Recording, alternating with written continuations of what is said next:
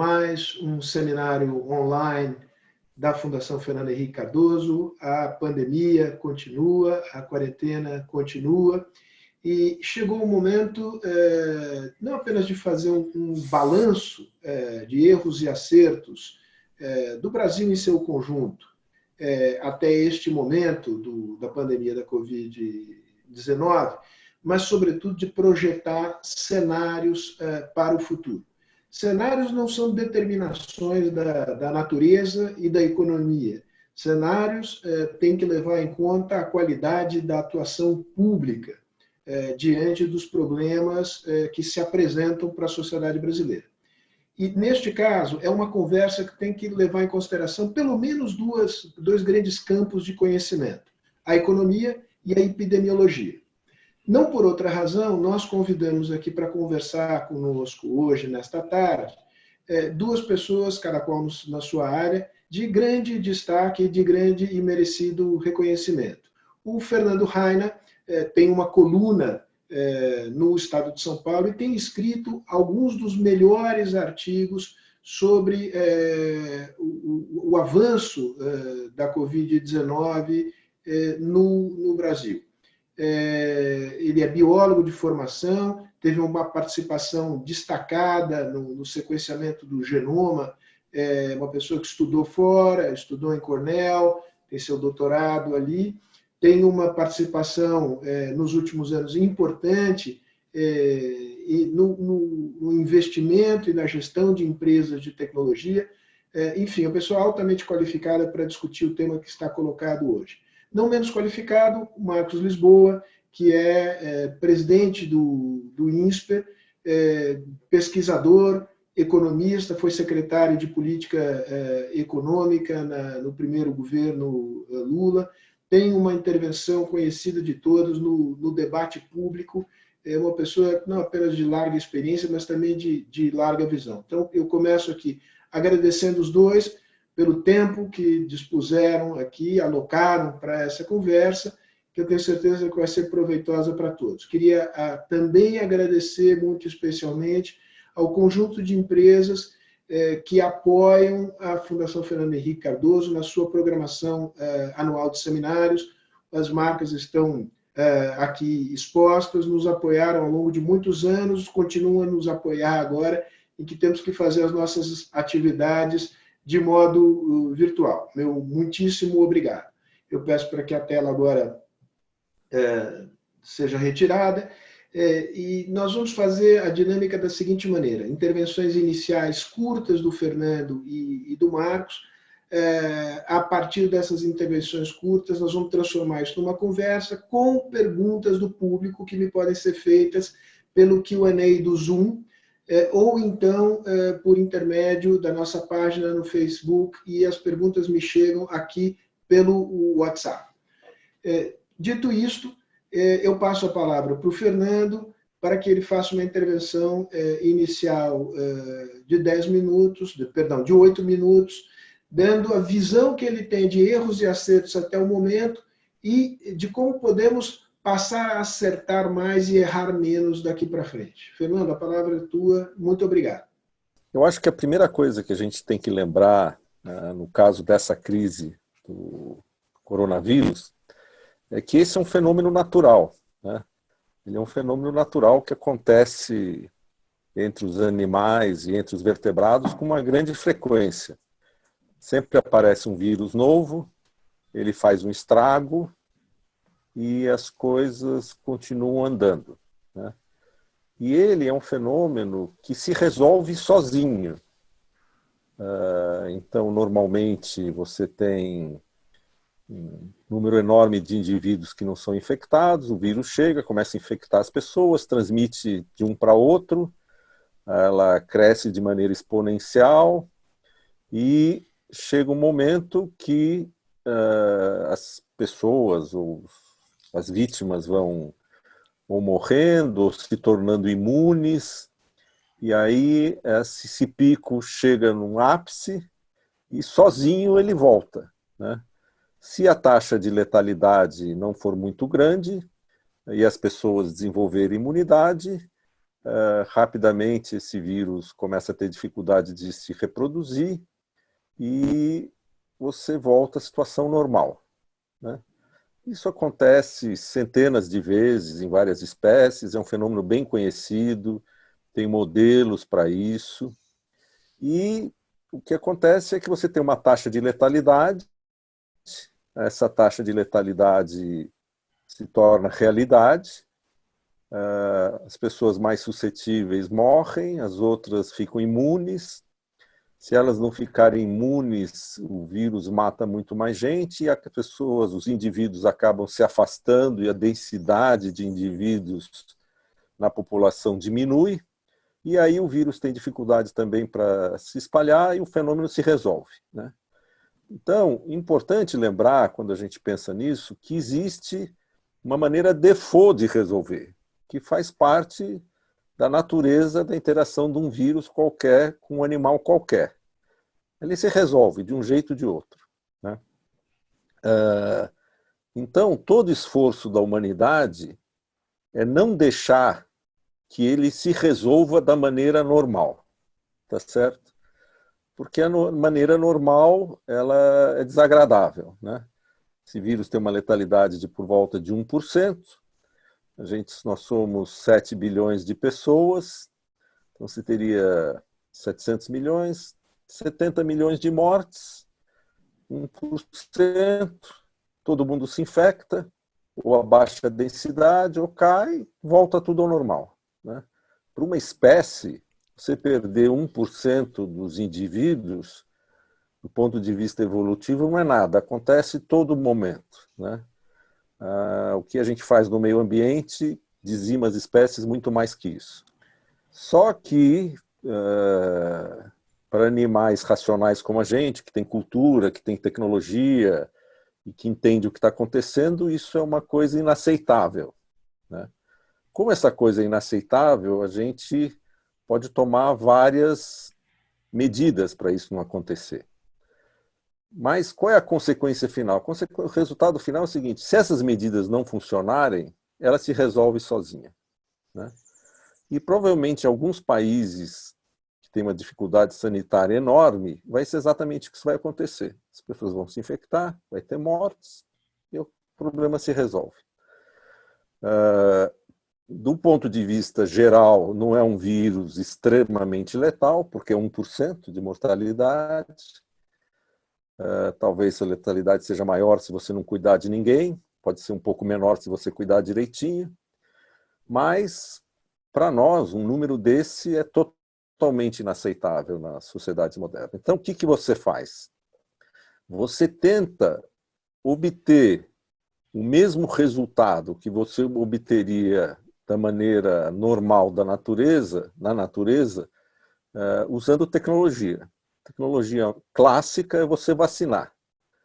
Vacinar, basicamente, significa você ter uma imunidade de rebanho sem precisar pegar a doença. Você vacina todo mundo fica imune e a doença desaparece.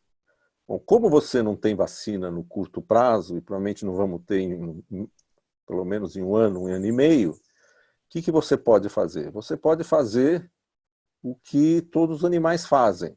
Eles se distanciam. E quando você se distancia um do outro, o vírus tem mais dificuldade de se transmitir e ele vai atingir todo mundo do mesmo jeito, mas não em 3, 4 meses, em 3, 4 anos.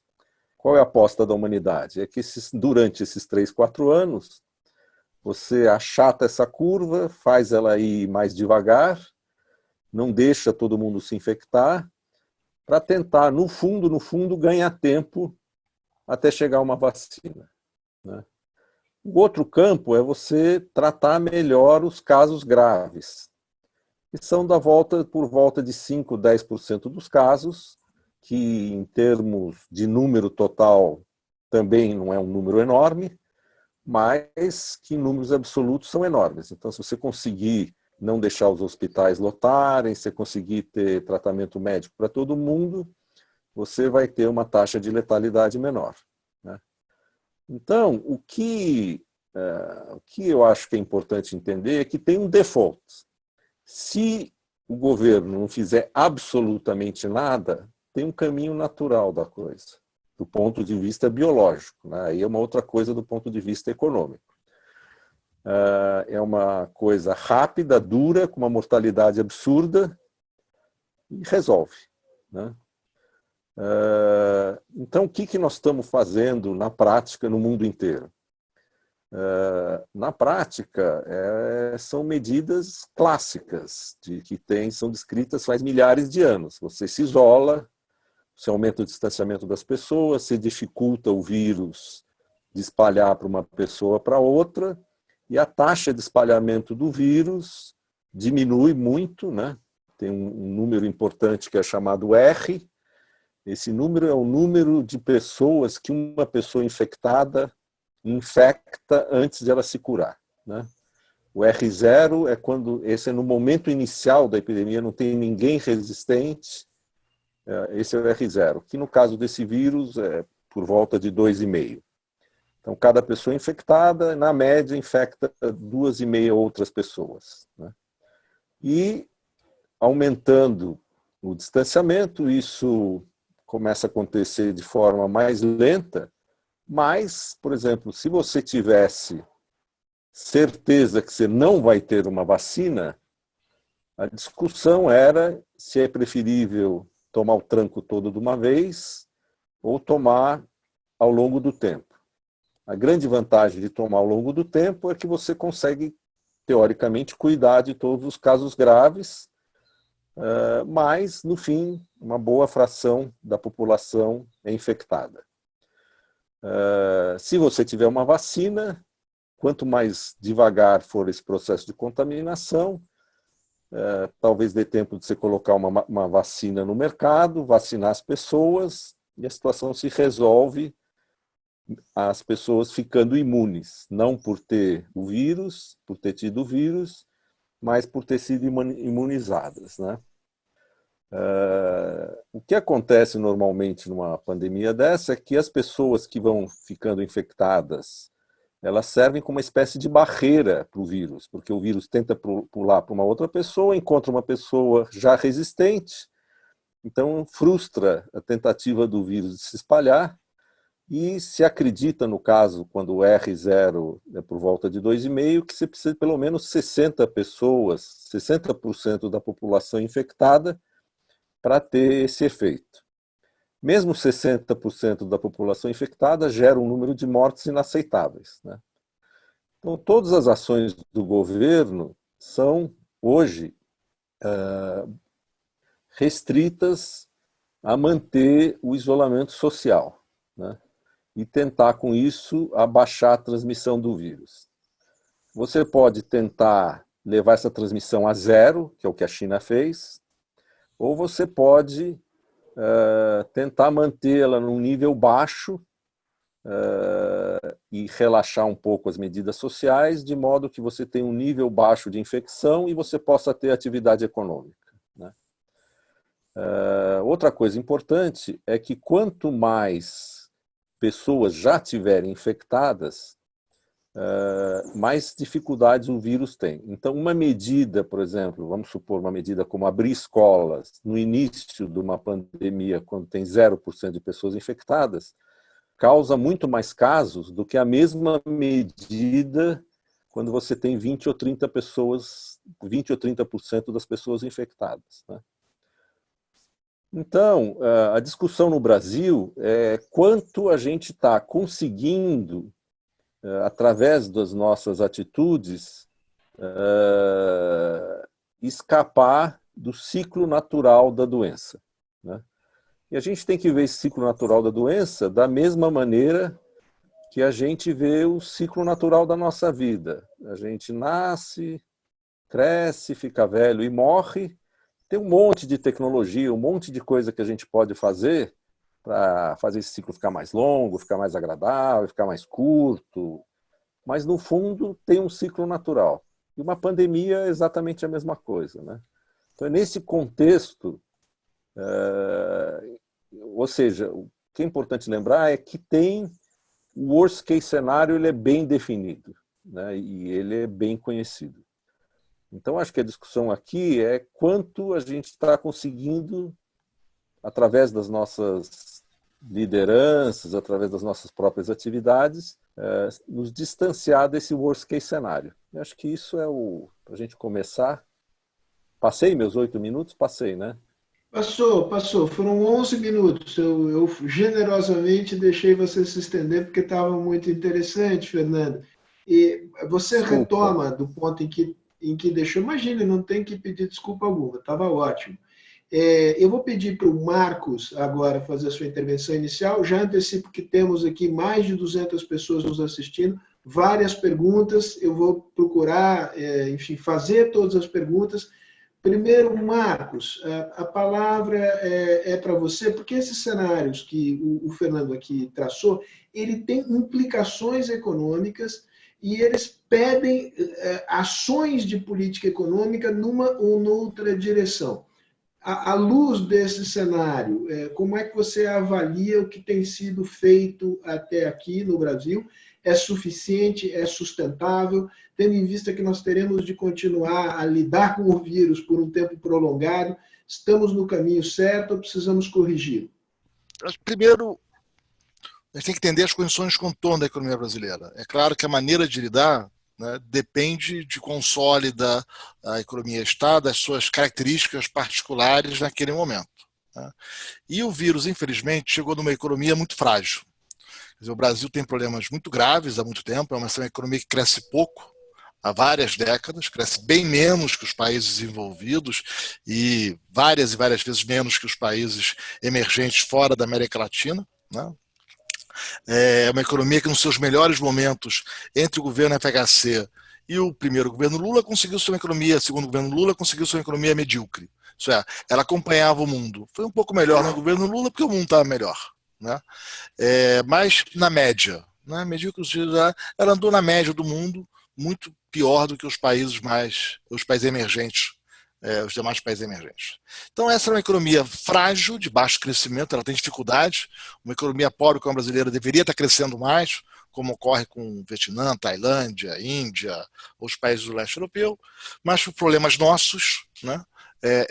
Não conseguimos fazer isso durante várias décadas. E para piorar, né, uma economia que ficou muito fragilizada com uma certa dose de saudosismo do nacional-desenvolvimentismo que vivemos aí a partir de 2009 e 2010, que gastou muito dinheiro público em obras que fracassaram, seja subsidiando empresas privadas que ineficientes ou projetos que queriam ser inovadores e fracassaram, os estaleiros, recuperação judicial, enfim, queriam fortalecer a Petrobras, a empresa quase ficou insolvente, regras de conteúdo nacional que resultaram em empresas de escala incompatível com o negócio e pouco produtivas, e uma defasagem tecnológica.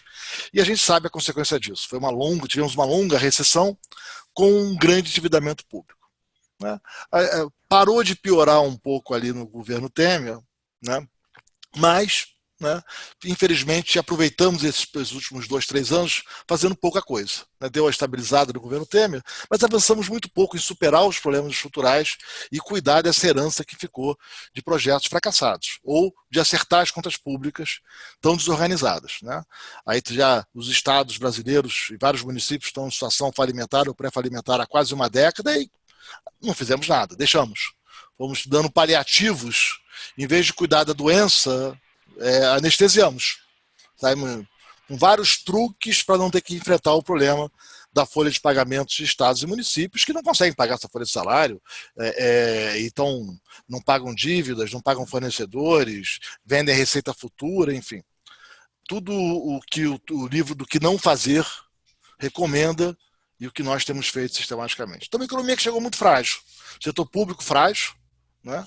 Com uma máquina cara, com uma má qualidade de serviço público e, curiosamente, nas comparações internacionais com dados, a saúde é uma área que o Brasil não está mal, em comparação com os demais países, né? São dados surpreendentes, porque no resto nós temos uma máquina pública muito cara e ineficiente, a qualidade de serviço é baixa, aprendizados, alunos e outros exemplos.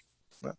E empresas frágeis. por essas razões todas que eu mencionei. Uma economia frágil, tecnologicamente defasada, com dificuldades, empresas que, se você faz uma agenda de modernização, elas desaparecem, elas não sobrevivem, né? Então o país fica nessa armadilha do baixo crescimento. Bom, esse é o momento que chega. Inclusive, as perspectivas para o ano já estavam piorando bastante, né? Ao longo dos primeiros trimestres, já eram todos os indicadores. Olha, mais uma vez, os otimistas achavam que ia crescer 3, pois não vai, né? Já há vários anos que isso vem se repetindo, né? E os estrangeiros desistindo do Brasil. Esse é um dado também que as pessoas estão prestando um pouco atenção.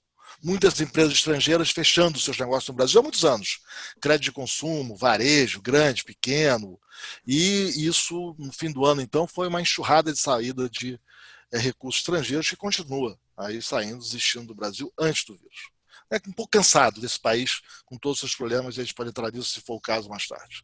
Problemas graves, muito diferentes do restante dos países. Bom, a reação do governo foi muito atabalhoada, né? E aqui e não só do governo, né? Quer dizer, eu acho que o governo ficou meio perdido no começo, não entendeu o tamanho do problema, começou a tomar medidas inacreditáveis, como antecipar a renda para quem tem renda garantida. Mas para quem está antecipando renda para quem tem renda garantida, né? Demorou para entender o problema da informalidade, né? Dessa economia invisível, né? O Brasil é um país cruel, né? As pessoas pagam impostos, mas são invisíveis para o Estado. Então o Estado não sabia como chegar nesses informais, né? Essas pessoas que estão fora dos cadastros oficiais, e que, no entanto, pagam impostos, né? Para cobrar, o Estado brasileiro é bom, né? Para prestar serviço, não, né? E aí você não teve também uma clara agenda. Acho que o mesmo aconteceu na saúde, Fernando pode falar sobre isso melhor do que eu, que dá essa ansiedade na sociedade, não ter protocolos claros, orientações claras, regras, telefones para você ligar, atendimento, né? Que gera muita incerteza, insegurança, né? Se a liderança do país, que é responsável pela política pública, não sabe o que fazer, porque Antônio discorda de João, né? Como é que fica a sociedade? Se não tem orientação clara, né? Como é que fica? Na economia foi muito parecido, né? Você não tem uma diretriz clara do que fazer, né? E aí começou uma sucessão de decisões, em parte do governo federal, de políticas de crédito, né? Mas muito vagas e pouco focalizadas. Então, muitas medidas foram sendo anunciadas atabalhadamente, e você não sabia muito bem para que você estava dando dinheiro, e aí você criava alguma regrinha ali de bolso na hora, e aí não dava certo, não entendia muito bem por quê, dava para quem não precisa e não dá para quem precisa, e falta de protocolos claros para como tratar a economia nesse caso. Quanto que essa falta de liderança também acabou levando ao judiciário, ao legislativo, a terem ideias, né? Cada um atendendo a uma demanda particular, ou atendendo a um grupo que se organiza e fala: vem cá, meu deputado, estou com um problema aqui, me resolve ali. E aí virou, Sérgio, uma confusão de medidas desencontradas, inconsistentes, sem não ter ninguém olhando todo do que está sendo feito, né? Como se fossem vários médicos naquela sala, parece um quadro do Rembrandt, né? Vários médicos em cima, mas cada um cuidando do seu pedaço, sem saber o que o outro está fazendo, né? Um da anestesia, outro está operando o coração, outro resolve mexer aqui no fígado, o outro mexe ali e não tem, né? As intenções podem ser boas e o resultado não vai ser, né? E aí uma impressionante, assim, e aí isso torna mais chocante a fragilidade do Estado brasileiro, né? Sem a menor avaliação técnica das medidas, de quais são os impactos, quais serão as consequências, tem efeito colateral, não tem. As pessoas parecem que acordam de manhã e têm uma ideia.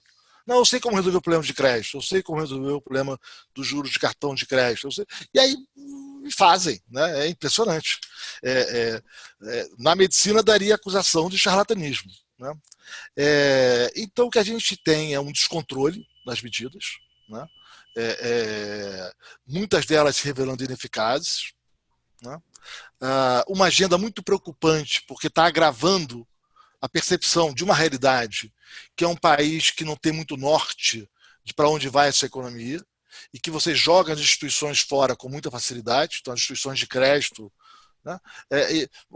Vamos dar um exemplo, Sérgio, claro, assim, servidor público que tem estabilidade do emprego, que tem renda garantida, pedindo para não pagar a sua dívida no consignado. Mas como é que é isso? Você não perdeu renda, você não perdeu emprego, você tem uma dívida que é da mais barata do crédito pessoal do país, por que você não vai pagar a sua dívida? Né? Liminares para não pagar fornecedores, para não pagar aluguéis. Então você pode estar desmontando cadeias produtivas, os setores que estão produzindo e trabalhando. E, por fim, nas demandas por crédito, você está desmontando todo o aparato, né, de como esses mercados têm que funcionar. Mercado de crédito é um mercado difícil. Você dá o dinheiro e não sabe se vai receber de volta. O dinheiro não é seu, é do seu cliente, é do seu depositante. Né? Se você não dá, como é que faz? Né? Isso gera crises graves, são as crises mais severas que a gente conhece. Tem uma componente importante da crise bancária, você quer evitar isso.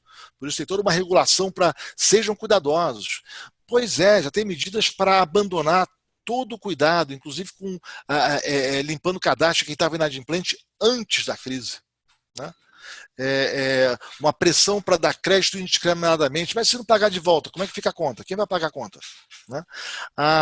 E, por outro lado, grandes empresas em que pedem também o auxílio para a travessia, sem que os seus acionistas capitalizem o negócio, sem que as suas matrizes no exterior queiram dar garantia. Então, o sócio aqui ou de fora não confia no negócio, mas é que o banco dê empréstimo. Né? Então, um certo descontrole e muita falta de cuidado com o processo. Quer dizer, achou-se que a crise era curta e era só garantir a transição. E depois a vida retomava. Mas a notícia ela não é curta. Os negócios vão mudar. Tem negócios que vão enxugar, que vão desaparecer, que vão se transformar. Outros vão surgir. Né? Não é só uma questão de garantir uma ponte para chegar no outro lado. Né? Mas muita falta de capacidade de fazer isso. Então o que se pede é, olha, você me dá um dinheiro aí, se der tudo certo, eu saio, eu devolvo o que você me deu, se der errado, você perde a sua parte. Né?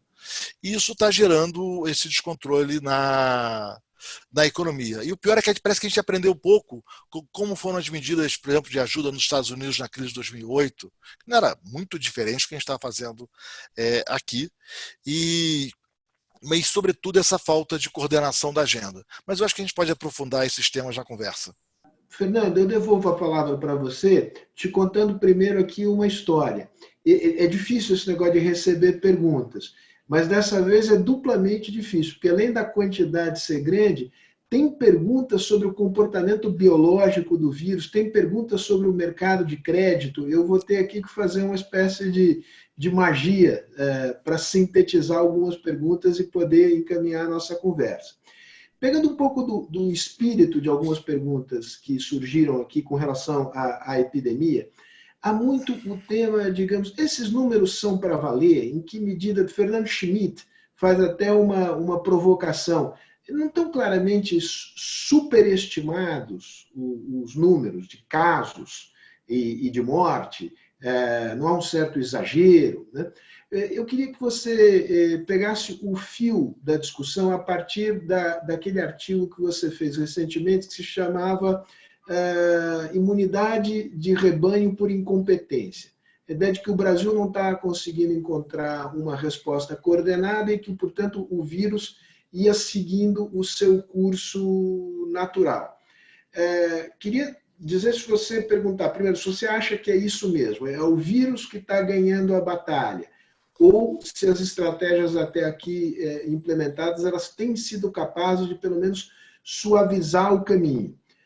E, neste contexto, te perguntar, digamos, sobre o problema da informação. Nos falta informação para basear políticas públicas.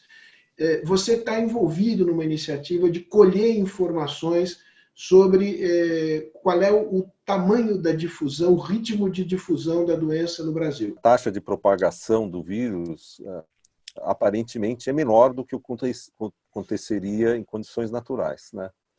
Mas ele não está suficiente para provocar uma estabilização, quer dizer, para o número de casos parar de subir, né? Ou seja, para trazer o R a 1. Então, se você olhar comparando com outros países, a gente continua crescendo, a gente não está estabilizando, pelo menos por enquanto, né? Então, é uma coisa parcial o que está acontecendo, né?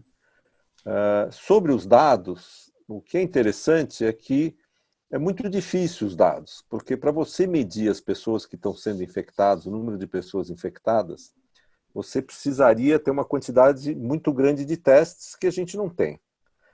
Então, o que você mede mesmo, o dado confiável mesmo, é o número de mortos.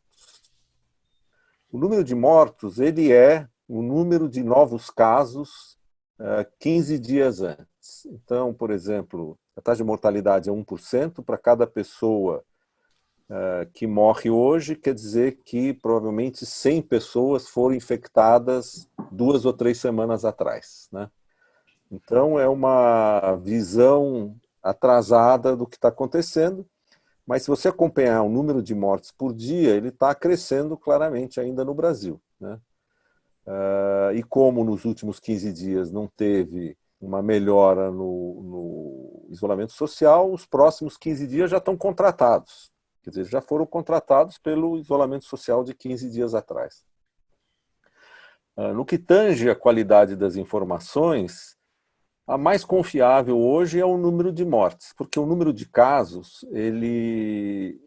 as pessoas não testam e o governo só está recomendando testar casos graves que sejam no hospital, que estejam chegando no hospital, né? O que a gente fez é um inquérito sorológico em São Paulo. A gente foi numa pesquisa randômica, escolhemos casas, domicílios randômicos em São Paulo, aonde a gente chega, você não sabe se o cara teve, não teve, é escolhido no dado, aleatoriamente. Aí você chega lá e colhe o sangue da pessoa, testa no laboratório e vê se ele já teve ou não teve coronavírus no passado, desde o começo da epidemia, porque a gente mede os anticorpos contra o vírus, né? Esse dado é totalmente independente de qualquer estatística oficial, porque você vai lá e mede, não entra na conta nada. E nessa conta, o número que saiu é que nos distritos mais afetados de São Paulo, a gente fez os 6 distritos com mais mortes e os 6 distritos com mais casos, um pouco mais, 5,2% de todas as pessoas que a gente amostrou tinham anticorpos, então já foram contaminadas pelo vírus, né?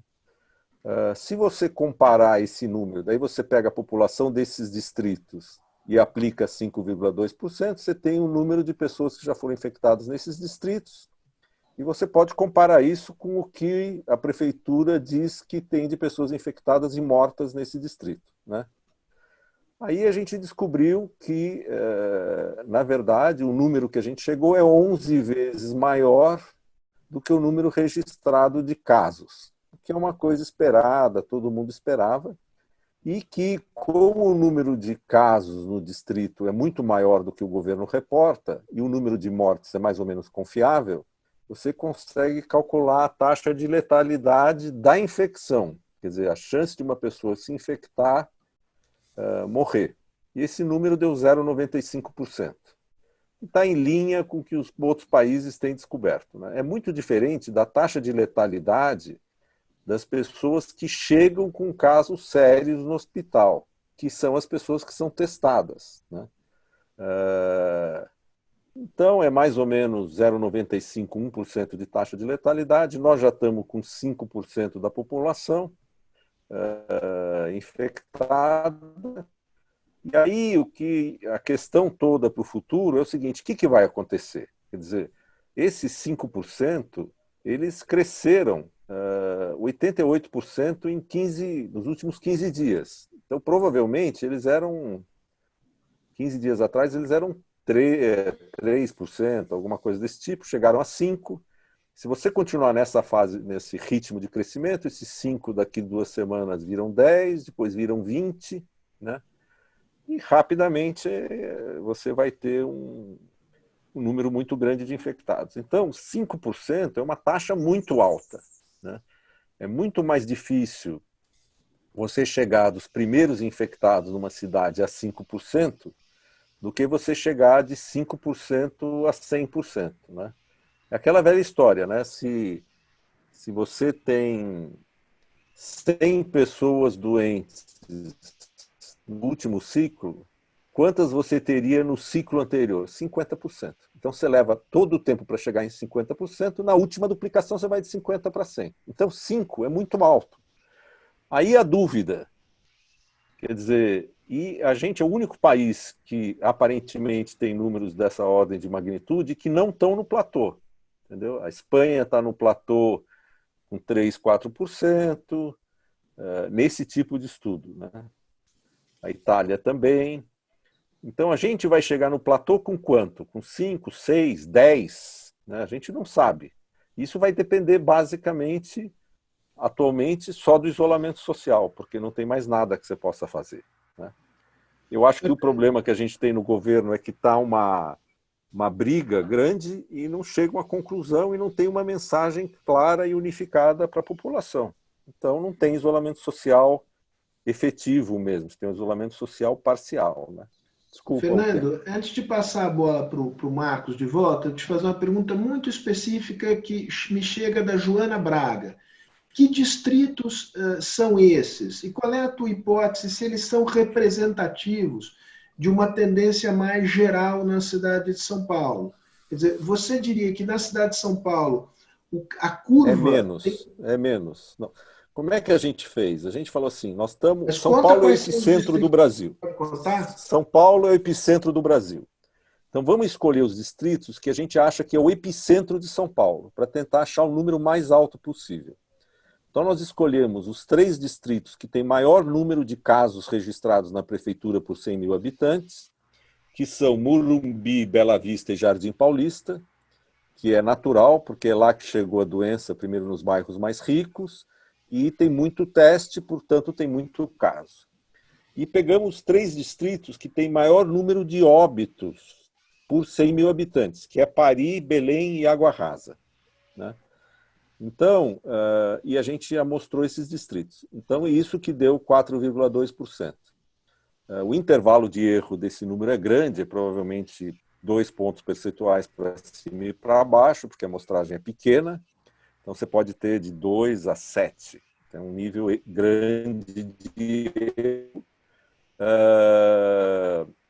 Mas, basicamente, esse é o lugar que é o olho do furacão da cidade que está tendo mais casos. Né? Então, a média de São Paulo deve ser menos que isso e a média do Brasil deve ser menos que isso. Pra vocês terem uma ideia, no estado do Rio Grande do Sul inteiro, um estudo parecido com esse deu 0,22%. Agora, no litoral sul, as cidades que têm mais, no litoral sul, Santos, Guarujá, tal, tem algumas dessas cidades que chegam a 2%. Tá? Ninguém sabe. Agora estão fazendo um estudo nacional que deve sair por esses dias. Deixa eu voltar ao Marcos, mas eu queria depois retornar a você com uma pergunta que é uma pergunta difícil, mas digamos, diante destes números identificados nesses distritos, você, do ponto de vista estritamente epidemiológico, o mais recomendável era, na cidade de São Paulo, se estabelecer um lockdown? Não peço para você segurar a resposta, eu queria primeiro voltar ao Marcos. Marcos, perguntas da Giana Carvalheira, ou Cavalheira, perdão se eu me equivoco, e do Lucas Pinto, são perguntas associadas. O Lucas Pinto pergunta o seguinte: quão grave seria a crise econômica se a estratégia fosse a estratégia de deixar o vírus fazer o serviço dele? Deixa rolar, não faz nada, não faz isolamento social. Qual é o tamanho da pancada econômica? No fundo, evidentemente, que ele está perguntando: é melhor deixar rolar ou é melhor tentar suavizar o trabalho conter o avanço do vírus? A Giana Carvalheira, a pergunta é: você foi muito crítico ao atual governo, você falou do governo federal, não comentou os estados, mas se você estivesse lá, o que você teria feito de diferente? Quais são as políticas públicas corretas para enfrentar o tipo de crise que se coloca? Tem estudos controlados para saber, mesmo estimativas mais aproximadas, do tamanho do impacto que seria não ter feito nada. Mas tudo indica que seria uma tragédia. né? Assim, tudo indica que com a nossa falta de hospitais e serviços médicos, o Brasil não consegue nem estar testando. Né? O tamanho da nossa incompetência da política pública em prover os instrumentos adequados a cuidar da população, sabe-se lá o que teria sido a consequência disso, e obviamente a ordem econômica ela fica prejudicada de uma maneira imensa se você tem uma contaminação expressiva e a indignação social, os problemas sociais decorrentes de um congestionamento de hospitais, né, que pode, enfim, que não está fora de todo o radar. Não, eu tenho sido muito crítico sobre os governadores também. Né? Eu acho que inclusive eu tenho sido muito crítico em geral, né, independente do governo, ao setor público brasileiro. Né? O setor público brasileiro que cresce acima do PIB há 3 décadas, né? E sem conseguir oferecer serviços adequados. Né? Então, por que a gente tem um judiciário que custa aí de 3 a 6 vezes mais caro do que os judiciários de demais países ricos ou emergentes? 3 a 6 vezes, com proporção do PIB. Né? Por que é tão caro? Por que a gente gasta mais com educação do que países assemelhados ao Brasil, com indicadores de aprendizado dos alunos menor que o Brasil? Mas, sobretudo, como é que nós aceitamos ter estados que, com essa situação falimentar há tanto tempo, usando de novo formas de enfrentar o problema de curto prazo que só agrava a longo prazo? Né, vendendo receita, não pagando dívida, tudo para não enfrentar o problema da folha de pagamento das regras de aposentadoria dos servidores. Né, e que para relatar que eu acho que foi, por exemplo, um dos grandes equívocos do governo federal na negociação com os estados, foi ter aceitado simplesmente a tese de que, olha, tem uma crise aí passageira e vamos garantir a renda dos estados, foi a tese vencedora no fim. Ela começou com a aprovação de complementar o Fundo de Participação dos Municípios e dos Estados no começo do ano e foi sendo ampliado. O Supremo apoiou suspendendo o pagamento de dívidas, 60 bilhões de reais em novos créditos, não parar de contribuir para a Previdência. Enfim, quero ver como é que os servidores vão receber a aposentadoria mais tarde, porque o sistema de Previdência de muitos governos locais já está com um déficit atuarial muito grande. Né? Mas, enfim, e agora dando reajuste. Na hora que recebe dinheiro, reajustes salariais. Primeiro essa crise, o país empobrece e reajustes salariais para servidores que têm estabilidade. Sabendo-se que a situação fiscal dos estados e dos municípios é insustentável. Né? Nós só estamos deixando agravar um problema que já existe. Né? É muito surpreendente o poder de fogo dessas corporações na contramão do país. Né? Eu acho que, por exemplo, nesse caso, poderia ter havido uma liderança do governo federal que falasse, olha, nós vamos ajudar os estados. É verdade, vocês não fizeram o dever de casa, vocês não ajustaram suas contas, vocês usaram maneiras que condenáveis do ponto de vista da gestão prudencial para tapar buraco com regras de aposentadoria, de remuneração, de promoção, que são inacessíveis ao trabalhador privado que paga o seu salário. Vocês com a mesma qualificação, ganham bem mais do que um trabalhador do setor privado, se aposentam bem mais cedo, com regime bem diferenciado. Tudo bem, vocês não quiseram enfrentar o problema até agora, mas agora não dá mais. Né? A nossa renda per capita pode cair, em comparação com 2013, em 15%. O Brasil 15% mais pobre, né? Em média. Não o setor público, obviamente. Né? Mas então vamos fazer o seguinte, a gente esquece o passado, né? Vamos ajudar vocês agora, e além de todo o dinheiro para a saúde, tá? Além de todo o dinheiro para a saúde que vai ser dado, tá? Mas com uma condição, vocês vão se comprometer com um plano de ajuste. Vocês vão trazer para cá um plano, né, de mudar o regime de previdência de vocês, como é que vão passar a cumprir o teto constitucional de ninguém ganhar mais que o salário do presidente ou do ministro do Supremo. Né? Vamos resolver a questão dos penduricários.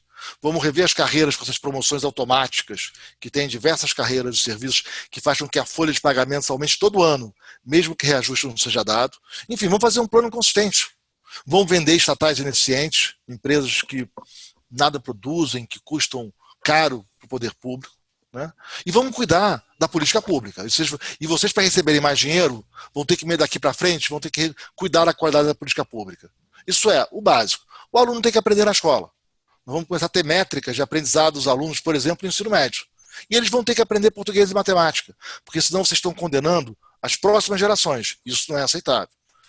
Então, acho que poderia ter tido uma liderança do governo federal que contribuísse para pagamento de salários e aposentadoria de servidores contra um plano de ajuste. Nada disso. O governo fez timidamente um pedido de não dar reajuste 1 ano e meio. Vamos combinar. Não reajustar salário 1 ano e meio no meio de uma crise desse tamanho é o mínimo que se espera. É o mínimo. Né? Pior, é isso. E não consegue. E com apoio do presidente. Então, assim, é um descontrole absoluto do setor público. E aí, Sérgio, é um ponto duro, mas ou nós vamos reconhecer o fracasso e a falência do setor público brasileiro e que ele precisa de uma reforma urgente, ou o setor público brasileiro vai começar a decretar a falência da sociedade. Fernando, queria que você retomasse aquele tema do lockdown e no embalo, respondesse uma pergunta que me chegou aqui do Yakov Sarkovas. Em que medida o que está acontecendo em São Paulo, não só em São Paulo, está acontecendo em outras cidades grandes, São Luís, Fortaleza, Manaus, tende a se repetir mais à frente em todo o território nacional? Hoje, digamos, os hotspots são algumas cidades. Esse fogo tende a se espalhar com a mesma intensidade? Olha, eu acho que ele vai se espalhar com a mesma intensidade se você não tiver medidas de contenção. É claro que quanto menor a densidade populacional, então pequenas cidades, setor rural, é mais difícil do vírus se propagar. Mas onde tiver favelas, gente com alta densidade, com habitação ruim, etc., se você não tiver um plano de contenção, um plano rigoroso de separação social e afastamento social, vai repetir como está acontecendo nos Estados Unidos, né? Na Europa é diferente porque a capital é quase, o círculo em volta da capital, quando você tem uma pandemia na capital, quase pega o país inteiro, né? Então é diferente. Voltando à questão do lockdown, eu acho que eu não gostaria de estar na pele do prefeito, entendeu? Porque é uma decisão difícil, porque você tem vários riscos, você pode não conseguir emplacar o lockdown, você não consegue que as pessoas façam, você talvez tenha que usar a polícia e pode ter violência, e você tem uma situação onde as pessoas têm uma necessidade real de ganhar dinheiro. Então, uma coisa é um lockdown na Itália, na França, de 3, 4, 5 semanas teve lá lockdown quase total, né? Outra coisa é aqui. Agora, a discussão se você deixar a coisa correr solta ou você fazer o achatamento da curva, eu acho que correr solta é uma loucura total, entendeu? Porque o número de mortes, talvez até do ponto de vista econômico, seja melhor, porque você acaba tudo em 3, 4 meses. Mas o número de mortes é absurdo, entendeu? As pessoas iam estar morrendo na porta de casa, ou no chão, né? E você não tem nenhuma garantia, mesmo que você fosse um carrasco e achasse que isso está ok, você não tem garantia de que você não vai romper a ordem social numa situação dessa, né? Então eu acho que a atitude de amainar a curva, aumentar leito, tentar cuidar de todo mundo, é a maneira correta, né? A questão é que nível que você consegue fazer isso e se justifica você apertar mais ou não. Do ponto de vista epidemiológico, você quer achatar a curva mais, você tem que apertar mais. Agora, não é só isso que tem que passar na cabeça de um prefeito, de um governador, né? Fernando, deixa eu continuar um pouquinho com você aqui, trazendo uma pergunta que nos foi feita pelo José Pastore, professor da FEA, enfim, especialista em relações de trabalho, imagino que seja ele, que tem a ver com as perspectivas da vacina, né? Quão promissoras são essas notícias que saíram? Saiu uma recentemente de uma empresa chamada Moderna, que entraria agora na fase 2 de testagem da vacina. a vacina de Oxford. Quer dizer, qual é o horizonte para a vacina? E ao longo deste caminho, quais são as chances, digamos, a partir dos conhecimentos que nós temos, de surgirem medicamentos mais eficazes? A boa notícia da Moderna agora é que eles injetaram alguma coisa, já tem 4 ou 5 empresas, eu não sei bem o número, que injetaram várias formulações de vacina e viram que as pessoas passam a ter antibióticos, imagina, passam a ter anticorpos muito semelhantes aos anticorpos desenvolvidos pelas pessoas que foram infectadas. Tá? Assumindo que as pessoas que foram infectadas têm uma resistência parcial ou total ao vírus, porque se elas não tivessem, elas não teriam se curado, tá certo? Não existe nenhum remédio hoje, então o que acontece? Você entuba o cara, você mantém ele no hospital, até o sistema imune dele combater o vírus. Não tem, as pessoas estão sarando porque o sistema imune combate o vírus, né? Essa resistência do sistema imune, essa resposta do sistema imune pode ser de longo prazo, de curto prazo, total, parcial, mas ela existe, por isso que as pessoas estão se curando. E você tem vacinas que aparentemente provocam a mesma resposta. Isso é extremamente animador.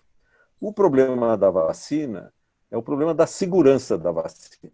Né? Só para dar um exemplo radical para vocês. Você pega uma doença que morre 1% das pessoas.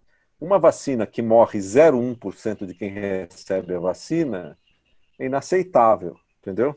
Porque ela vai causar mais mortes do que a doença.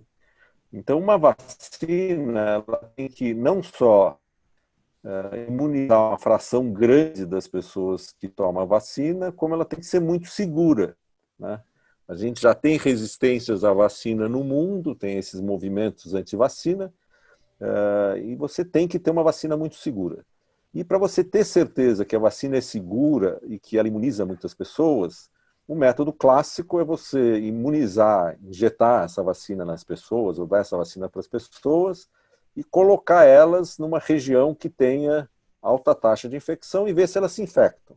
Né? A China está tendo problema, ela não tem mais casos suficientes para testar a vacina no território dela. Então, eles deviam mandar os caras para cá. Né? A gente põe eles lá em Paris, Belém, em algum lugar desse. Então tem esse problema. E você tem que esperar e ver se eles se infectam ou não. Né? Está sendo discutido uma coisa nova que é muito interessante, que é as pessoas que tomam a vacina se oferecerem como voluntárias para serem infectadas, que é uma coisa que é considerado eticamente inaceitável em desenvolvimento de vacina. Né? Você não pode injetar uma vacina na pessoa e depois injeta o vírus e vê se funciona. Isso a gente faz rato antes de dar a vacina para a pessoa. Nas pessoas você não pode fazer isso. Mas dado o tamanho da coisa, já tem movimentos desse tipo, tem até organizações que estão coletando voluntários que querem fazer isso, etc. Então, pode ser que isso adiante, se isso for adotado, pode adiantar o desenvolvimento da vacina. Uma vacina, normalmente, leva pouco menos de 10 anos para ser desenvolvida. O recorde mundial de desenvolvimento de uma vacina é 4 anos, que era considerado uma coisa inacreditável. Né? Então, se a gente tiver uma vacina em 1 ano e meio, 2, diminui o recorde pela metade. Então, é muito pouco provável. Eu acho que é muito provável que a gente vá ter uma vacina, entendeu? Porque o vírus provoca uma reação imune, tem toda a cara que vai ter uma vacina. Não é certeza absoluta.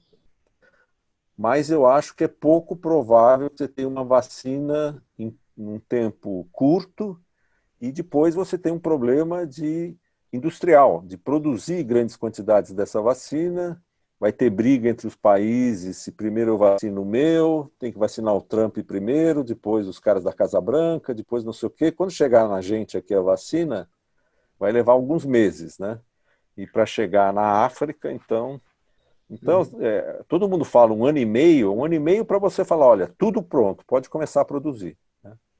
Tem gente que está construindo fábrica para fazer a vacina antes da vacina estar pronta.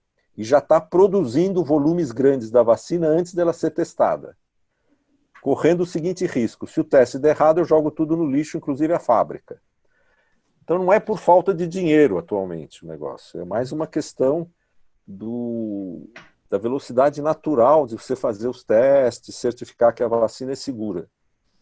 Porque vacina, quando dá problema, é muito sério, porque você faz essas campanhas de vacinação, vacina milhões de pessoas, se tiver uma taxa pequena de reações sérias, ou no pior caso, algumas mortes, isso desacredita a vacina na hora, né? Então as pessoas têm que ser muito cuidadosas. Fernando, eu vou pedir para você dar uma interrompida. Eu vou passar a palavra para o Marcos. Eu sei que você tem aí uma necessidade de terminar às 4. Se você puder dar um chorinho para a gente, eu agradeço.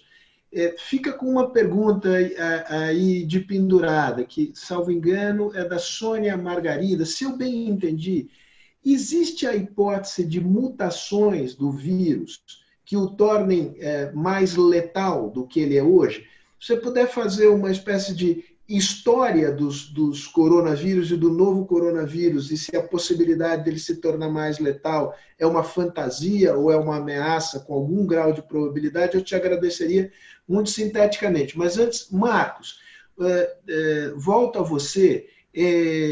Enfim, me solidarizo com as críticas que você fez ao setor público. Mas há um conjunto de perguntas aqui que vão na direção seguinte. Ok, as críticas são válidas, mas o que é possível fazer agora? Como é possível melhorar o auxílio emergencial? Como é possível melhorar o acesso a crédito das empresas?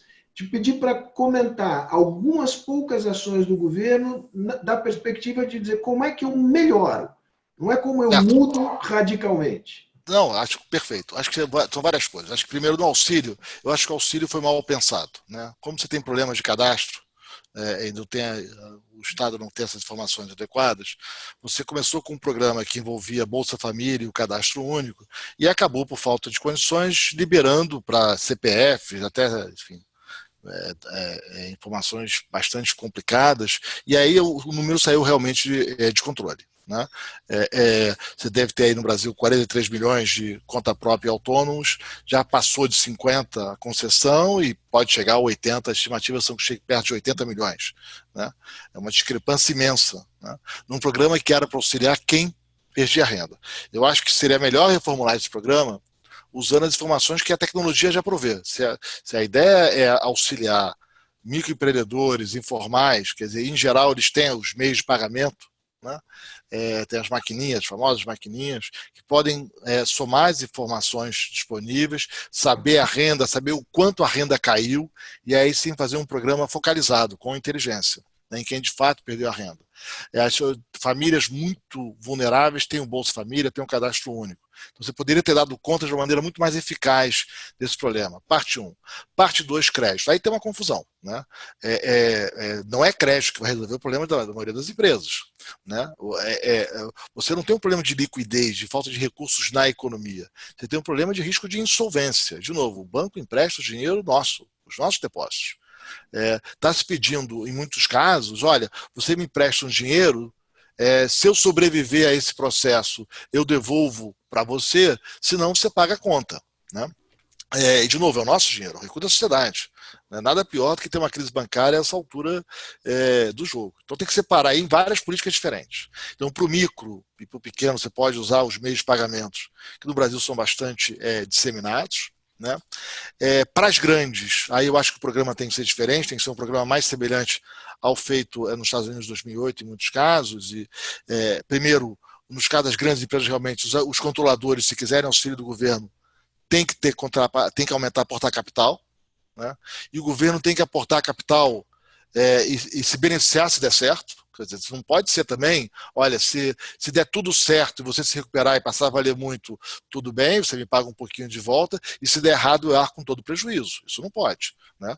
Então, no caso americano, por exemplo, eles capitalizaram as empresas a preços muito baixos, porque estavam na crise, sobreviveram, os acionistas perderam patrimônio. As pessoas têm que entender que não dá para o Estado usar o recurso público para salvar acionista privado. Né? As multinacionais querem recursos, as matrizes têm que aportar garantias. Ué, que história é essa? Se a matriz não acredita na subsidiária, o governo brasileiro vai botar dinheiro? Como é que é isso? né? Então aí tem que ser um processo em que você, por exemplo, possa ter debêntures conversíveis em ações.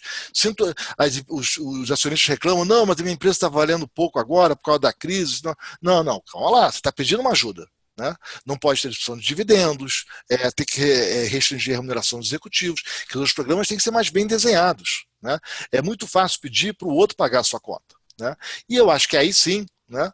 No caso das empresas médias que estão no centro de cadeias produtivas, tem várias cadeias intermediárias no Brasil, né, de tecnologia, de produção ainda do que resta da manufatura no Brasil, de logística, né, que são muito importantes, né? E aí, com o diagnóstico fino dessas cadeias, que tem o que a gente chama de capital organizacional e que, enfim, são importantes com uma série de fornecedores e clientes, você garantir aí sim algum tipo de crédito com muito cuidado e muito critério para também não desperdiçar recursos públicos, né? Sabendo que muitas atividades serão profundamente reformuladas e após a crise, não é que a vida vai voltar como era, a vida não vai voltar a ser como era na economia. Muitos setores vão mudar dramaticamente, a gente não sabe exatamente como, né? Mas então tem que ter muito cuidado, né, nessa transição nesse momento. E por fim, acho que no caso dos estados é isso, quer dizer, teria que auxiliar os estados, mas fazendo a reforma e os ajustes que se negaram a fazer nos últimos 10 anos, né, e criar o compromisso e assim auxiliar. Não distribuir dinheiro para daqui a um ano voltarmos a ter uma crise fiscal dos estados, né, ainda mais severa. Mutações deste vírus. Lembrei. É provável, não é provável? A mutação é para pior ou é para melhor? A outra pergunta, a pergunta que me foi feita pelo Amaury Bia. O que chega primeiro no Brasil? A vacina ou a imunização por rebanho? Pergunta do Amaury é a pergunta que eu tenho me feito muito, né? Se você não conseguir controlar muito mais, provavelmente a imunização por rebanho chega antes, né? Você precisaria controlar bem mais o número de casos, etc., no Brasil, para estender o tempo, para dar tempo da vacina chegar. Vacina também é incerta, né? A imunidade de rebanho está no poder de toda a população e do governo, né? Depende de como as pessoas se comportarem. No caso das mutações, você tem o caso típico do vírus da gripe, que todo ano ele muta e todo ano você tem que fazer uma vacina nova. Então você tem que trocar a vacina todo ano e a gente tem que tomar essa vacina todo ano, né? A gente não sabe bem como é que vai ser a imunidade, se ela vai durar muito tempo, a gente não sabe se o vírus vai mutar. Mas em biologia, em geral, quando você tem uma relação entre um vírus e um hospedeiro, ela tende a ficar menos violenta com o tempo, né? É uma estratégia darwiniana melhor para o vírus ele conseguir manter um nível de sobrevivência na população sem fazer muito estrago, né? Agora, teoricamente, pode ter uma mutação para pior? Pode. Mas, teoricamente, pode ter uma mutação para pior para qualquer um dos vírus que circulam entre a gente, né? A gente só tem menos vírus circulando porque o número de vacinas aumentou muito, né? Se você pensar, eu, por exemplo, que tenho 60 e tantos anos, muitas das vacinas que meus netos tomam, eu não tomei, né? Vocês, provavelmente, uma boa parte também não tomaram. Catapora eu tinha, sarampo. Minha mãe levava na casa do vizinho para pegar sarampo, para já resolver esse problema logo. Hoje tudo tem vacina, né? Então a gente convive com centenas, ou não sei, talvez até milhares de vírus. Qualquer um desses pode ter uma mutação. Então eu acho que não é por aí, esse tipo de pânico não se justifica. Eu acho que a tendência a gente vai ter uma vacina, a gente não sabe se vai precisar ser revacinado todo ano, cada 6 meses, talvez tenha que trocar um pouco a vacina de cada ano, mas vai ser um vírus que depois que passar a primeira onda e a gente tiver uma vacina e tiver imunidade de rebanho numa parte da população tal, ele vai virar um vírus como qualquer outro, vai fazer parte de nosso cotidiano, né? Que é os outros vírus que a gente toma vacina. Muitos desses vírus que a gente toma vacina causaram estragos enormes. Um exemplo que eu gosto muito é assim, o que está acontecendo na humanidade hoje? Está acontecendo exatamente o que aconteceu com os índios quando os espanhóis chegaram na América. chegaram aqui com um monte de doença, fizeram um estrago, entendeu? Trouxeram um monte de doença, fizeram um estrago numa população virgem imunologicamente.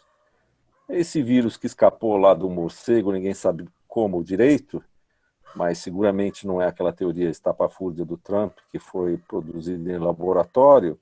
Ele também escapou e está fazendo um estrago entre nós. Eu acho que uma das coisas que é interessante para a gente é que uma pandemia dessa mostra como a gente ainda está totalmente submetido à natureza, né? A gente ficou muito arrogante nos últimos 100 anos, dizendo, não, tudo bem, não tem problema, a tecnologia resolve, aqui não tem problema, faz barragem, faz isso, faz aquilo, faz casaco, faz ar-condicionado, o que precisar, que atrapalha a nossa vida, a gente resolve. Agora a gente está tendo que se deparar com a realidade humana, entendeu? A gente ainda é uma mísera espécie aqui no planeta e vão aparecer... Tudo bem, a gente consegue matar os tigres e os leões que podem tentar comer a gente na rua, mas vírus a gente não sabe lidar direito ainda. Então vai ser bom para a humanidade, vai baixar um pouco a nossa crista. Acho que é isso, né? Teria 1 milhão de perguntas para você, mas essa tua, enfim, elaboração final é tão boa, e eu sei que você está com pressa, eu vou me despedir de você aqui, vou pedir para o Marcos ficar mais 5 minutinhos para a gente dar um fecho, tem muitas outras perguntas. Fernando, muito obrigado, é um prazer ler os seus artigos e um prazer igual escutá-lo.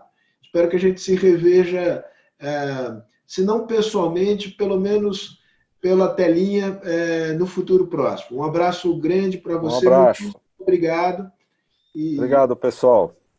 Marcos, eu volto a você para a gente ir encerrando, juntando uma pergunta e um conjunto de perguntas. Há um conjunto de perguntas aqui que diz respeito à desigualdade social, que a pandemia, ao mesmo tempo, revela e acentua. E uma pergunta do Maílson da Nóbrega, ex-ministro da Fazenda, com relação à sustentabilidade da dívida pública, que é uma questão crítica do ponto de vista, digamos, da solvência do país.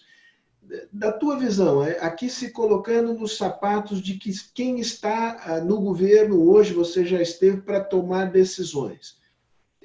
Como é possível conciliar da melhor maneira, não deixar a dívida sair do controle, ao mesmo tempo em que se obedecem critérios de justiça social na administração da política econômica no combate à pandemia?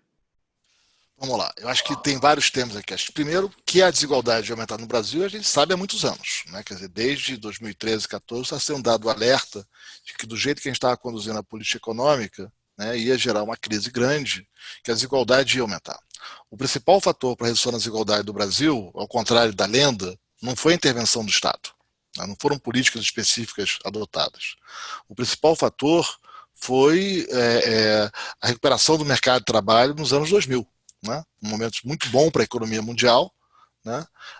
Em que, sobretudo, os trabalhos mais informais, os trabalhos que requerem menos qualificação formal, menos educação, tiveram um notável crescimento no Brasil, em particular no Nordeste, o que permitiu um ritmo de crescimento da renda dos mais pobres muito significativo. Programas sociais como Bolsa Família, eles são importantes para reduzir a extrema pobreza, mas eles não têm impacto relevante sobre a desigualdade. Quer dizer, é pouco que a política pública pode fazer para a desigualdade, ao contrário da lenda desse ponto de vista, né? A maneira mais eficaz de combater a desigualdade é por meio da educação, são políticas de longo prazo, né? É garantir que as novas gerações tenham uma educação de qualidade melhor. E por isso o Bolsa Família foi desenhado como ele foi. Quer dizer, ele é um programa assistencial para as famílias muito pobres, para garantir o mínimo de padrão de vida, mas com a condicionalidade de que o filho estude. Infelizmente, a nossa escola dá de boa qualidade, né? Para que as próximas gerações não precisem de tanto auxílio e a desigualdade caia pela redução da desigualdade educacional, né? E é um programa semelhante ao que tem em outros países, como o caso do México, né? O antigo Progresso, né? De novo, a política pública pode fazer pouco nesse aspecto, a não ser cuidar das novas gerações e cuidar temporariamente dos grupos vulneráveis, né? Então, o que eu disse, quer dizer, você poderia ter programas assistencialistas para as famílias muito vulneráveis no curto prazo. A prioridade aqui deve ser a extrema pobreza, né? Por um lado, né? E por outro lado, de fato, a urgência de uma reforma do Estado que passe a prover serviços públicos de qualidade. Não é possível que a gente não estamos comparando o Brasil com a OCDE, com países ricos desenvolvidos. Você pega os dados, os microdados disponíveis das diversas regiões do Brasil, não tem relação entre gasto e resultado. Escolas com muito poucos recursos têm resultados espetaculares em educação, escolas com muitos recursos não os têm. Né? Como é que esse Brasil tão desigual, né? E não tem a ver com provimento de recursos, tem a ver com gestão, com a liderança do professor, com prioridades claras no ensino, enfim.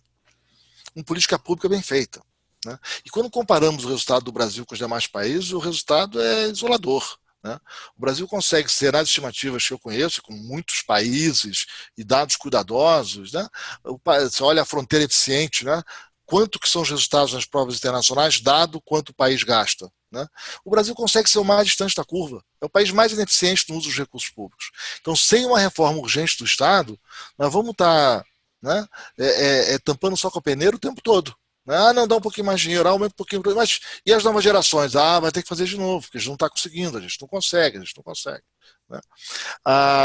Então essa é a urgência. Foi assim que os países resolveram seus grandes desafios. Foi assim que os países saíram da pobreza. E vamos lembrar que nos anos 2000, que a gente celebra a queda da desigualdade e o Brasil, né, os países emergentes fora da América Latina tiveram resultados muito melhores na redução da extrema pobreza. Para dar um dado, entre 95 e 2016, a extrema pobreza no Brasil caiu de 15% da população para 5%. Parece bom, né? Caiu de 15 para 5, parece bom. Você olha o conjunto dos países emergentes fora da América Latina, e não são poucos, caiu de mais de 30% para 5%. Quer dizer, chegou no mesmo ponto que o Brasil, partindo de mais do dobro do número. A queda foi muito maior. Então, olha como nós temos dificuldade no momento que a desigualdade nos países emergentes caiu no mundo. Caiu entre urbano e rural, entre mulher e homem, né? Entre branco e negro, quer dizer, teve uma queda da desigualdade que foi um fenômeno do mundo emergente naquele período de expansão do comércio que beneficiou os países emergentes e que, infelizmente, o Brasil se aproveitou pouco daquele período. Vietnã, Tailândia, Índia, China, leste europeu se aproveitaram bem mais desse período que o Brasil, exatamente por essas dificuldades estruturais que nós temos. Bom, dívida pública, né? Eu acho que aí a gente tem que um pouco dar um freio de arrumação tanto nesse conjunto de ações descoordenadas, descontroladas que estão acontecendo, cada um com uma ideia de como resolver e vai pendurando uma nova política que não sabe muito bem para quem que é, não tem nenhum estudo sabendo se vai ter o impacto necessário, né? E criar balizas. Como eu disse, você pode criar balizas do auxílio e saber onde é o papel da política social a atuar, microempreendedor, pequeno empreendedor, onde é o espaço de programas mais sofisticados que envolvam capitalizações de empresas ou ações ou títulos convertíveis em ações, né, em caso de sucesso, com apoio dos acionistas controladores, onde é uma estrutura de crédito com apoio do Estado mais específicos para quem está no meio do caminho, né? Então você pode fazer um desenho mais focalizado para de fato atender o problema, sabendo que não é simplesmente possível ajudar todo mundo. O Brasil vai sair dessa crise bem mais pobre do que entrou, né? Isso é um fato da vida, né? O que nós podemos é minimizar as perdas no período e evitar que esse processo seja mais traumático do que precisa, né? E para garantir que não vamos descuidar do futuro, né? As simulações sobre no meio do caminho, quer dizer, sob a desculpa ou argumento da pandemia, começaram a ser aprovados vários projetos que afetam os gastos permanentes no Brasil, né? Programa para pequena e média empresa, que agora tem um fundo garantidor que o Tesouro tem que aportar, que virou permanente, facilitar o acesso ao BPC, que é permanente, a regra do Fundeb, que está muito mal desenhada, a meu ver, né, que é um aumento dos gastos sem grandes compromissos com a qualidade dos alunos e com leis que aqui atualmente em vigência, que vão apenas resultar em aumento de salários, sem um cuidado com o aprendizado dos alunos, né? Vários programas que estão sendo aí o tempo todo discutidos. Mas como é que nós vamos aumentar os gastos? Porque no meio da crise, sem a sociedade assustada, né, com processos muito sumários de aprovação dos programas, como é que vamos começar a aprovar projetos que vão ter impacto nos próximos 5, 10 anos? Né? Agora, no calor da fogueira, melhor deixar passar. Nós analisamos o que 43 países fizeram em termos tributários. Né? Uma equipe lá de direito da escola, foi um levantamento cuidadoso. Ninguém estava discutindo, por exemplo, aumento de tributação nessa hora. Não é hora de discutir aumento de tributação. Né? Tudo isso vai gerando ainda mais incerteza. Né? E esse processo de desistência do Brasil, que a gente tem assistido dos investidores estrangeiros, vai se agravar com isso. E, de novo, vai tornar a saída da crise mais difícil ainda. Né? Então, se a gente conseguisse ter mais foco nos programas, diretrizes claras de quais são as prioridades da política pública, nós podemos conseguir uma trajetória de ter um aumento do endividamento que vai ser inevitável, mas que ele não saia de controle. Né? As simulações hoje que eu tenho, né, indicam que se nós não tivermos um controle muito estrito do gasto público após a pandemia, a dívida sairá de controle. A dívida saindo de controle, isso quer dizer, a gente conhece esse filme, né? Isso quer dizer as taxas de juros de mercado vão aumentar, o prêmio de risco do Brasil vai aumentar, haverá maior desistência de investimento no país. Foi exatamente o que a gente assistiu no começo do segundo mandato do governo Dilma. Na hora que as pessoas começaram a entender o tamanho do problema fiscal, o Brasil perdeu o grau de investimento. Né? Houve aquele recuo dos investimentos no país. Né? O prêmio de risco abriu, a curva de juros abriu e foi aquela recessão que nós assistimos. Então é preciso ter um pouco de cuidado, exatamente ter esse olhar sobre o conjunto da política pública. De novo, é um paciente. Não dá para ficar fazendo intervenções descoordenadas e descontroladas como nós temos feito nesses últimos meses. Marcos, para terminar, pergunta que me foi feita pelo, acho que Jacob Grajev. Qual é a sua opinião sobre as teses que vêm sendo defendidas em diversos artigos? Ainda recentemente, no último domingo, publicou mais um artigo, o economista André Lara Rezende. Olha, eu tenho, assim, primeiro deixa eu deixar claro, quer dizer, eu acho que no Brasil a gente há muito tempo perde sempre muito tempo com debates sobre teses que são pouco relevantes para o desenvolvimento brasileiro. Eu lembro quando eu voltei dos Estados Unidos, né, eu não fiz alojamento, eu tomei um susto com o Brasil. O tema era juros e câmbio, que foi um tema que dominou durante décadas o Brasil, como se esse fosse a causa do desenvolvimento econômico dos países. E tem uma literatura imensa sobre desenvolvimento, com microdados, uma centena de países, dados desde os anos 60. Não são temas relevantes para o desenvolvimento. Nem isso que faz um país crescer ou não crescer a longo prazo. Isso são temas da cozinha macroeconômica de curto prazo. E confesso a vocês que nunca tive muita paciência para esses temas de política monetária. Sempre achei um dos trabalhos mais chatos e intelectualmente pouco interessantes que tem. Né? É fazer uma gestão adequada ali para cuidar de inflação, não errar, saber comunicar, saber fazer essas coisinhas, e é a política de curto prazo. Né? E, no entanto, esses sistemas de curto prazo no Brasil parece que são capazes de resolver o desenvolvimento do país. Falta contar que não foi assim que os demais países se desenvolveram. Quando você olha os dados, quando olha as evidências, né, com o painel, com o controle adequado. E fica um pouco essa impressão que no Brasil a gente quer sempre uma saída meio mágica, né? Parece um país do pensamento mágico. Então, olha, tive uma ideia, né? Andei pensando, e eu tenho uma ideia genial sobre como combater o vírus ou sobre como resolver os problemas da economia. E aí a dívida some, o país cresce, ninguém paga a conta e tudo dá certo. Né? Eu fico muito preocupado da gente repetidamente estar atrás dessas poções milagrosas. Eu acho que tem alguns pontos técnicos que, enfim, o Alexandre Schwartzman já fez uma coluna hoje, acho que sai amanhã, explicando bem e ali dá conta. Acho que não tem muita novidade nesses argumentos, em vários deles, enfim. Não vou entrar aqui muito, não quero entrar nessa polêmica, deixo para os meus amigos aí que que são da área se aprofundarem. O Willan tem escrito muito sobre o assunto, Zena, enfim. Mas vamos entender assim, tem uma discussão, essa sim, que, enfim, tem aí a sua polêmica, né? Será que o Brasil é capaz de copiar o que o mundo desenvolvido está fazendo? Que aí é um pacote completo, não é a saída muito mágica. Tá? É baixar juros para zero, né? E aí emitir moeda para financiar gasto. Né? É uma estratégia arriscada para um país como o Brasil. Não vou dizer por que é arriscada. E esse é um ponto que o Willan tem feito com muita clareza. Quer dizer, não é que tem uma saída mágica, fantástica. Não, tudo vai ter custo. Né? As saídas vão ter custo, vão ter implicações. Né? É preciso ter cuidado, porque a gente está gerindo um país, a gente já viveu aventuras no passado que saíram muito caras para o país. Olha o que foi a aventura daquele fim dos anos 2000, começo dessa década aqui, 2010, 11, 12, a aventura que a gente fez e a crise que a gente botou no país. Olha o que foram aventuras de vários planos econômicos dos anos 80.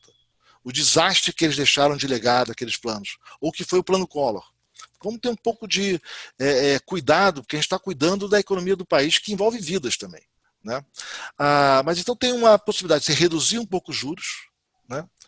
Ir reduzindo, eventualmente chegar a zero, você consegue financiar via, vamos lá, essa é um pouco a estratégia, pode ter riscos, pode ter efeitos colaterais negativos, aí é um debate importante, Irã com uma visão, Samuel com outra, Pérsia aqui, e aí tem um debate, né?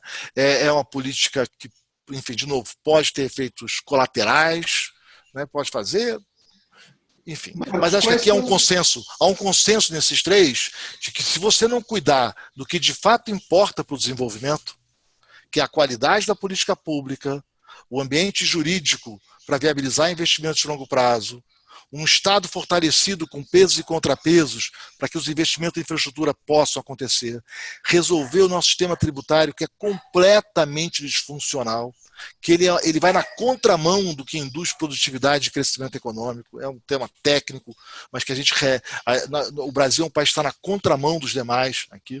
Enfim, se não tiver em paralelo a esse cuidado com a transição, com políticas focalizadas, sem o descontrole da dívida pública, como alertou Maílson, e uma vez passada a pandemia, nós cuidarmos desses problemas estruturais, não tem mágica que vai dar certo. Para terminar, só porque eu fiquei com a sensação de que você não foi suficientemente específico, quais são os riscos da estratégia, digamos, de adotar uma espécie de pacote europeu ou americano para implementá-lo aqui? Curtinho, rapidinho. Tá, primeiro você tem o risco de ampliar a série de recursos para o exterior. Tá? Porque o Brasil não tem um prêmio de risco dos Estados Unidos. Se o Brasil paga a taxa de juros zero, uma taxa de juros parecida com a americana, onde você vai querer investir? No Brasil ou nos Estados Unidos? O Brasil, a gente está vendo aqui os riscos de mudança tributária o tempo todo, a insegurança jurídica, liminares para não pagar dívidas. Vou combinar que é um país que o investidor olha e fala, opa, aqui eu vou com cautela, porque aqui eu começo hoje, não sei como termino amanhã. Né? Você não tem só o risco do negócio, você tem o risco do descontrole jurídico-político do país. Então você tem o risco de ter ainda uma desvalorização cambial ainda mais severa. Né? Algumas pessoas podem achar isso razoável, podem achar, falam assim, olha, tudo bem, esse risco existe, né? Mas talvez seja inevitável. O Brasil viveu numa fantasia há muito tempo, nós somos bem mais pobres do que achamos, então vamos fazer o ajuste da relação câmbio-salário, né? O salário, em termos de poder de compra, vai despencar nesse processo, mas é um choque de realidade do país. É uma visão de alguns, olha, pode ser. E isso vai permitir o ajuste das contas externas, né? Vai ser duro, o país vai ficar mais pobre, né? Mas é um caminho de saída do ponto de vista macroeconômico. Não resolve a agenda micro e sem isso não vai ter desenvolvimento de longo prazo. Isso é só uma transição. Então, esse é um pouco o debate que está acontecendo. Né? Agora, vamos combinar o seguinte, saída mágica não tem. Nós tomamos aqui... dizer que foi um choque de realidade com a pandemia é pouco. Acho que levamos um eletrochoque de realidade na área sanitária e na área econômica. Acho que tanto você como o Fernando apontam para o seguinte fato: não tem saída rápida, não tem saída indolor, não tem fórmula mágica. O que aumenta a angústia no Brasil é o fato de que tem uma espécie de desgovernança generalizada. Mas isso é um assunto para um outro seminário online, por enquanto. Queria te agradecer muitíssimo aqui pelo teu tempo, pela tua exposição, pelas tuas opiniões, pela clareza do que você aqui nos disse. Queria agradecer imensamente às pessoas que nos acompanharam ao longo dessa conversa. Mais de 200, bem mais de 200, chegamos a 250 pessoas que permaneceram conosco aqui. Acho que é um sinal de que o que vocês fizeram foi interessante. Tenho certeza disso. Dá a tua só última um minutinho, declaração e a gente porque encerra. eu acho que acho que tem que aproveitar, né? O Fernando Henrique está chegando aí, está com 89 agora, né? Vai para 90 anos. Agora em junho. Estamos aqui fazendo essa conversa no Instituto Fernando Henrique. Né? E eu acho que tem a polêmica sobre o governo, né? Para cá, para lá, eu tenho uma visão mais favorável, né?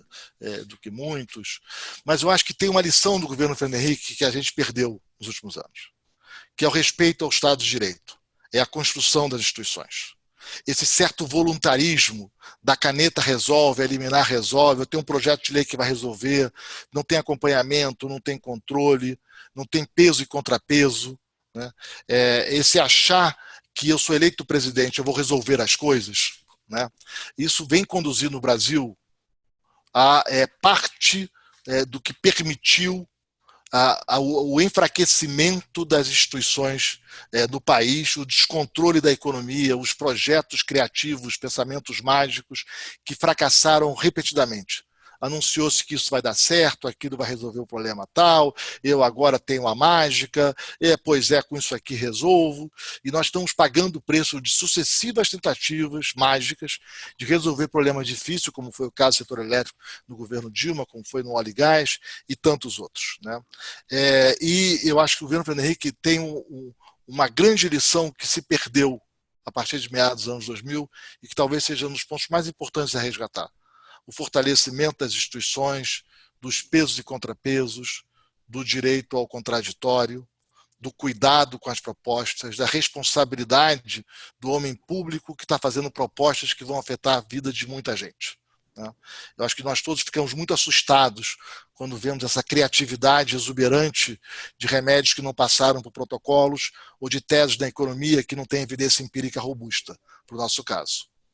Então, eu acho que fica essa lição e essa gratidão. Então, eu queria só aproveitar para terminar, Sérgio, fazendo uma homenagem e dizer da minha gratidão pelo que Fernando Henrique fez, né, por estar participando hoje com vocês dessa conversa. Obrigado. Marcos, fico muito feliz de te ouvir, não preciso nem te dizer isso. Agradeço e subscrevo. Presumo que o presidente também esteja nos assistindo e acho que ele vai ouvir com gosto o que você disse. Acho que sem exagero nenhum, claro que eu tenho meu viés, mas eu acho que é um registro oportuno e merecido. Mas, enfim, um grande abraço, um abraço a todos e até uma próxima. Até logo.